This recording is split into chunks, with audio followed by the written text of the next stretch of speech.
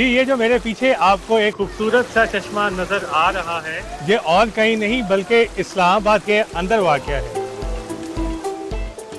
जी, अगर इस जगह की लोकेशन की बात करें तो जब आप इस्लामाबाद मारगला हिल्स पर पीर सुहावा की रोड पर चढ़ते हैं तो तकरीबन 500 मीटर गाड़ी चलाने के बाद लेफ़्ट साइड पर ट्रेल 4 का बोर्ड नज़र आता है।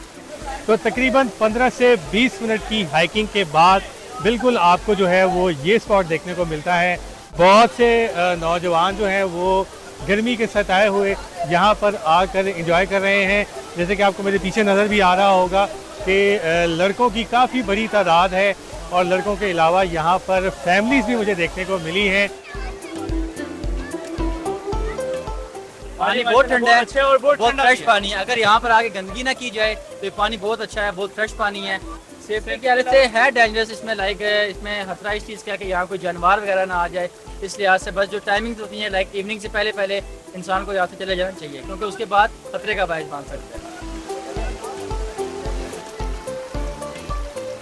जी, तो तकरीबन 15 से 20 मिनट की हाइकिंग के बाद मुझे भी इस टाइम काफ़ी पसीना आ गया है और मेरी सारी शर्ट जो है वो पसीने से गीली हो रही है। तो चले, मैं तो जा रहा हूँ इस ठंडे पानी में एंजॉय करने, और इस तरह की मज़ीद वीडियोस देखने के लिए आप विज़िट कीजिए हमारी वेबसाइट urdunews.com।